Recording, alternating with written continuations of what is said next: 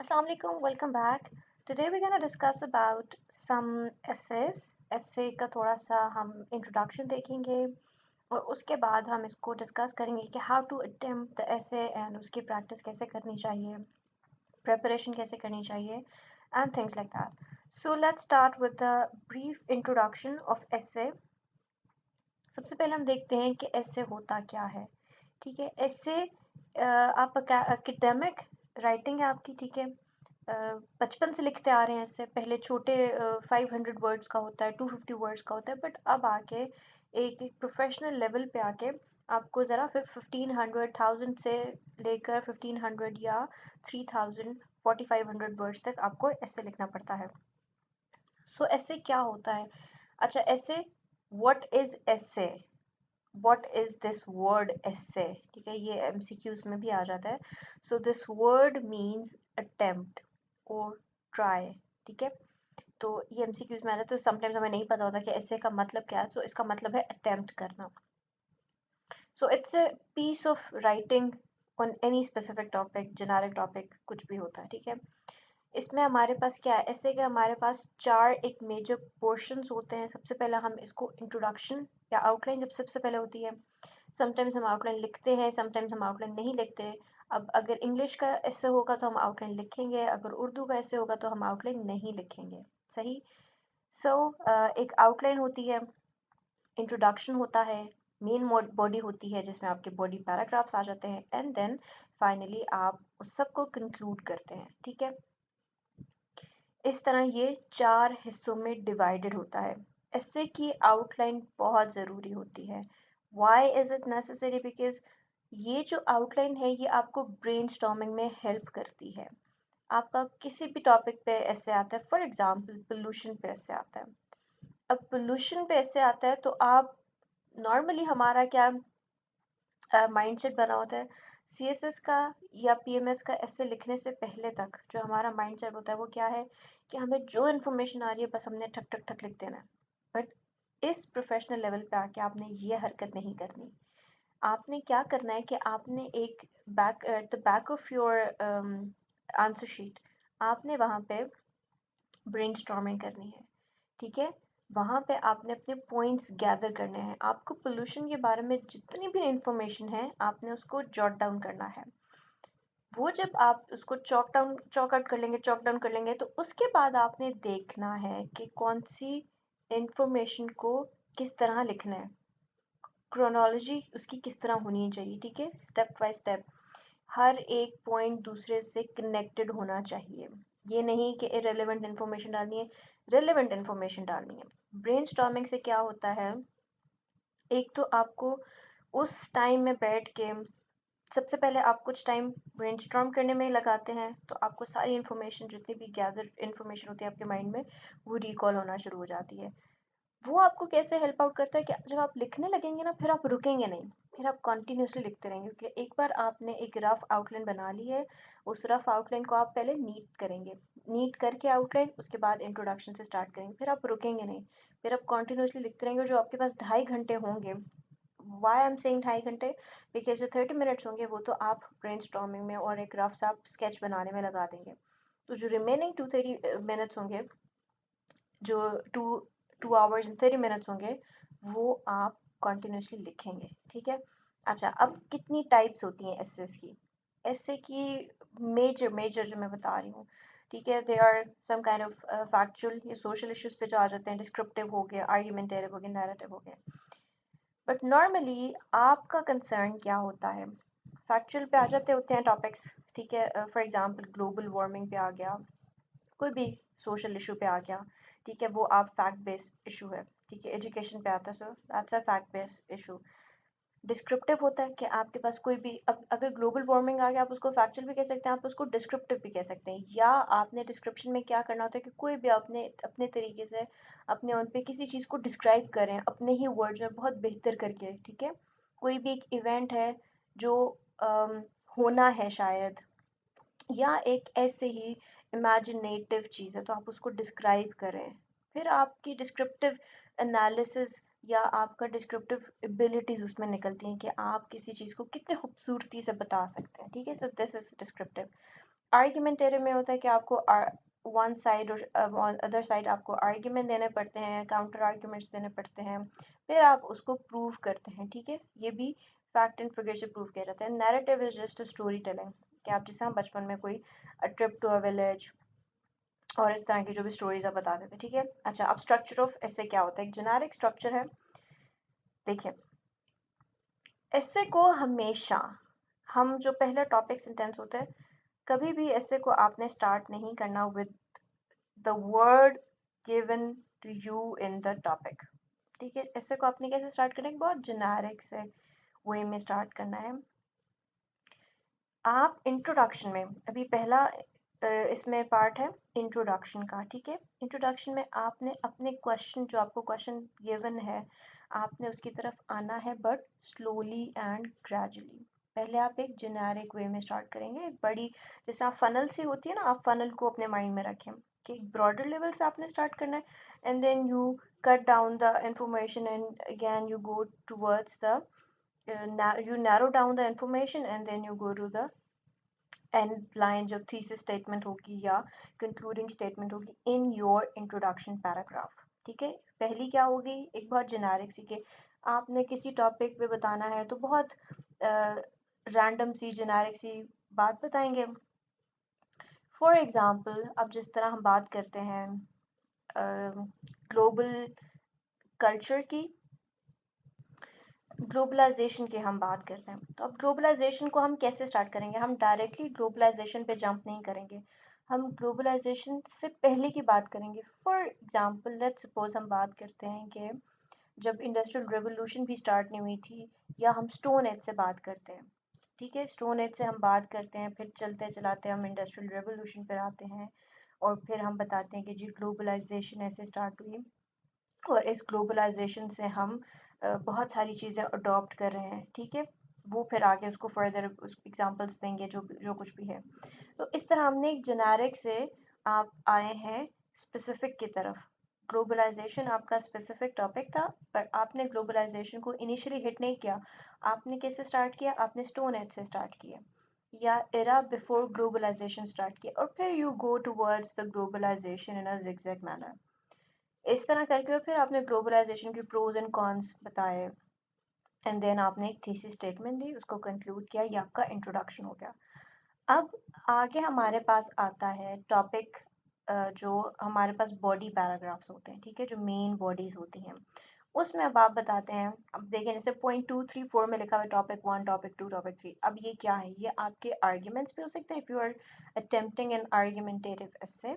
तो एक पैराग्राफ आपका जो है वो रिलेट करेगा एक आर्ग्यूमेंट को या एक पॉइंट को। वो पॉइंट क्या है, for example if you are telling about the pros of globalisation, तो प्रोज 1, प्रोज 2, प्रोज, इस तरह करके आपका एक एक पैराग्राफ हो जाएगा 6 to 8 सेंटेंसेस का, ठीक है।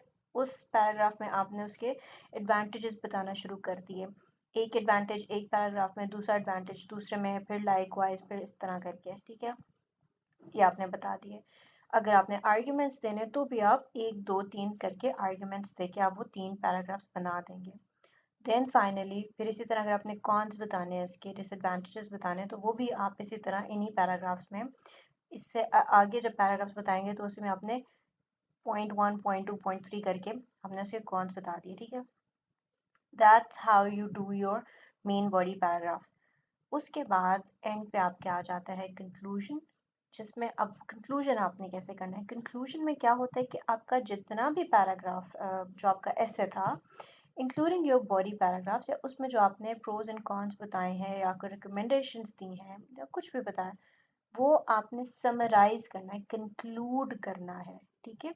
और फिर आपने अगर रिकमेंडेशंस दे दी, वो इससे पहले रिकमेंडेशंस दे दिए, तो आप क्या करेंगे कि 1, 2 सेंटेंसेस में, कंक्लूजन का बता रही हूँ, कंक्लूजन में क्या करेंगे, शुरू के 1, 2 सेंटेंसेस में आपने बताया टॉपिक स्टेटमेंट को, या जो टॉपिक था ऐसे टॉपिक, उसको थोड़ा सा डिस्क्राइब किया, ठीक है। देन नेक्स्ट 2, 3 में आपने उसके प्रोज एंड कॉन्स बताना शुरू कर दिए, जो मेन बॉडी पैराग्राफ्स में आए, ठीक है।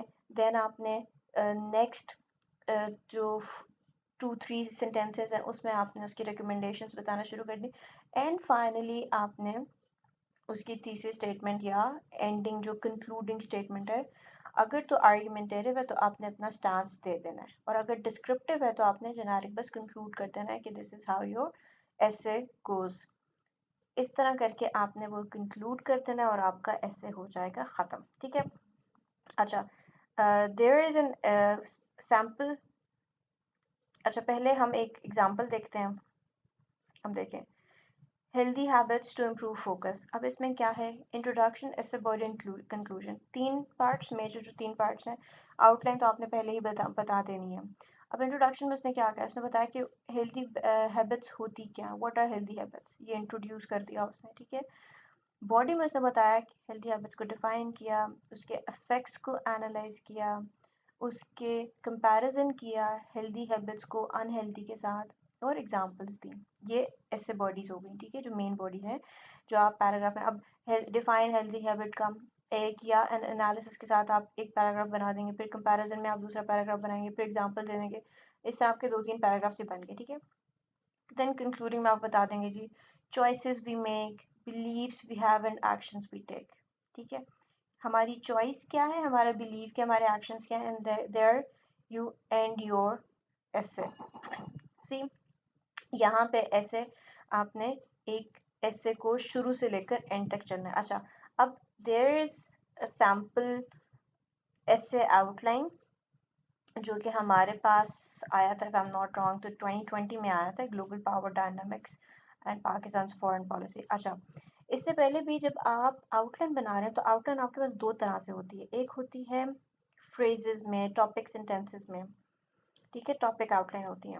दूसरी होती है सेंटेंस आउटलाइन। अब टॉपिक आउटलाइन क्या है कि आपने एक दो फ्रेजेस के फ्रेजेस इस्तेमाल करने हैं और आपने आउटलाइन दे देनी है। ठीक है। Excuse me. यानी कि आपके पास कुछ मेन मेन हेडिंग है। फॉर एग्जांपल आपके पास इस तरह इंट्रोडक्शन है। ठीक है, इंट्रोडक्शन में आप फर्दर 2-3 पॉइंट्स बता रहे हैं। अब वो 2-3 पॉइंट्स में आप पूरा पूरा सेंटेंस नहीं लिखेंगे, आप उसमें सब हेडिंग्स देंगे, या आप 2-3 फ्रेजेस यूज़ करके आप, फॉर एग्जांपल मैथ्स एजुकेशन है, ठीक है, पावर्टी या पावर्टी एलिविएशन है, इस तरह के फ्रेजेस यूज़ करके आप बताएंगे कि इस पैराग्राफ में आपने ये चीज़ डिस्क्राइब करनी। ठीक है। सेंटेंस आउटलाइन ये होती है जो ये बनी हुई है, जिसमें आपके पास इंट्रोडक्शन भी आ रहा है। ठीक है, इंट्रोडक्शन में फिर आपने पूरा प्रॉपर बताया। अच्छा, this is for your reference कि आपने जब बताना है कि रोल ऑफ फॉरेन पॉलिसी क्या है ग्लोबल पावर में, तो आपने पर्सपेक्टिव बताने हैं रियलिज्म और लिबरलिज्म का। ठीक है, जो आईआर वाले हैं उनको ज़्यादा बेहतर पता है। फिर आपने एक ब्रीफ एक्सप्लेनेशन देना है फॉरेन पॉलिसी का, पाकिस्तान की फॉरेन पॉलिसी, क्योंकि यहाँ पे वो बात कर रहे हैं global power dynamics and Pakistan की फॉरेन पॉलिसी क्या है। तो आपने, अब आपके देखें, एक तो आ रहा है पावर डायनामिक्स, ये उसमें आपको हिंट मिल रहा है, और दूसरा इसके साथ आपने कंपेयर करना है पाकिस्तान को। सही। तो इसमें आप बताएंगे कि फॉरेन पॉलिसी क्या है, एक्सप्लेन करेंगे। ठीक है, फिर आप फॉरेन पॉलिसी को बताएंगे, फिर आप उसको ग्लोबल पावर में उसका रोल बताएंगे फॉरेन पॉलिसी का, ये बता दिया। देन आप एक्सप्लेन करेंगे कि पाकिस्तान की फॉरेन पॉलिसी क्या है, आप उसको एक्सप्लेन करेंगे। Then you have to give the thesis statement. Thus, in the changing apparatus of the world, Pakistan has adopted a very balanced, liberal, and diplomatic approach to cater the global powers, and this approach is in the benefit of Pakistan. सही, ये आपका introduction हो गया। इसके बाद अब आपके पास जितने भी नेक्स्ट आ रहे हैं ना, ये इस पे एक एक पैराग्राफ बनेगा। ये आपकी बॉडी पैराग्राफ्स हो गए। Pakistan role in the US and USSR cold war era, क्योंकि ग्लोबल पावर की हम बात करेंगे तो ग्लोबल पावर में आपके पास ये सारे फिनोमेना आते हैं। कोल्ड एरा की बात करेंगे, सऊदी ईरान टेंशन की बात करेंगे कि भाई पाकिस्तान का इन सब में क्या रोल है, ग्लोबल पावर में पाकिस्तान किस तरह प्ले कर रहा है। ठीक है, फिर पाकिस्तान का आ जाता है, Pakistan played her part in US China trade war. ठीक है, then US Taliban peace process. तो मतलब ये 4 मेजर काम तो इसके हो गए। देन यूएस ईरान टसल में भी पाकिस्तान का बहुत इंपॉर्टेंट मेजर रोल है, मिडल ईस्ट क्राइसिस में है। सही, Pakistan a saviour of Muslim ummah, Pakistan always condemned Israel's and India's legal control over Palestine and Kashmir। ठीक है, तो मतलब ये सारे ग्लोबल पावर डायनामिक्स हैं, और पाकिस्तान की फॉरेन पॉलिसी क्या है। अब आपने पाकिस्तान की फॉरेन पॉलिसी भी बतानी। ठीक है, ये तो सारे आगे इसके फैक्टर्स। कि पाकिस्तान कहाँ कहाँ पे अपना रोल प्ले कर रहा है। फिर आपने बताना है कि पाकिस्तान की फॉरेन पॉलिसी क्या है, जो हम ऊपर जैसे बात कर चुके हैं। पाकिस्तान की फॉरेन पॉलिसी कि उसने न्यूट्रल होना है, ठीक है। उसने किसी की तरफ, किसी भी शिफ्ट की तरफ अपने आप को डिविएट नहीं करना, जिस तरह पहले वो करता आया है। जैसा यूएस और यूएसएसआर के बीच में उसने किसी एक को चुना, उसने अब अपना ब्लॉक नहीं कोई चुनना, उसने एक न्यूट्रल रहना है। उसने सबके साथ कोर्डियल रिलेशनशिप्स रखने हैं, उसने सबके साथ एक फ्रेंडली रिलेशनशिप रखने हैं, ठीक है।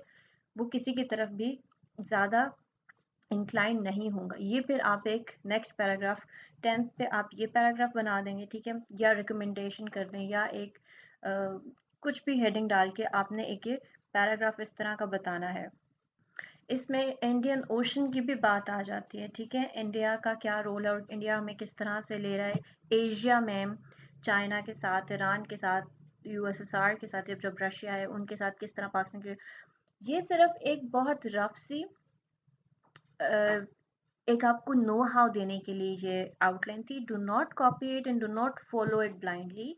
आप इसको अपने अकॉर्डिंगली चेंज कर सकते हैं, इसमें चीज़ें ऐड और सब्ट्रैक्ट कर सकते हैं, ठीक है। ये सिर्फ आपको एक जेनेरिक आइडिया देना था कि if the question comes of global power dynamics and Pakistan foreign policy, तो आपने पाकिस्तान की, क्योंकि पाकिस्तान स्टडीज़ में आपने फॉरेन पॉलिसी पढ़ी हुई है, so you have a better idea कि फॉरेन पॉलिसी है किस तरह की। सही, पाकिस्तान किस तरह फॉरेन पॉलिसी भी, इवन इमरान खान के टाइम में जो फॉरेन पॉलिसी को किस तरह उन्होंने चेंज किया और व्हाट दे एक्चुअली वांट, ठीक है। और फिर ग्लोबल पावर डायनामिक किस तरह शिफ्ट हो रहा है। अब ये जो वेस्ट से ईस्ट की तरफ जो पावर शिफ्ट आ रहा है, तो इसके अकॉर्डिंगली पाकिस्तान ने खुद को अलाइन कैसे करना है और कैसे कर रहा है, ये चीज़ें भी आप डाल सकते हैं, ठीक है।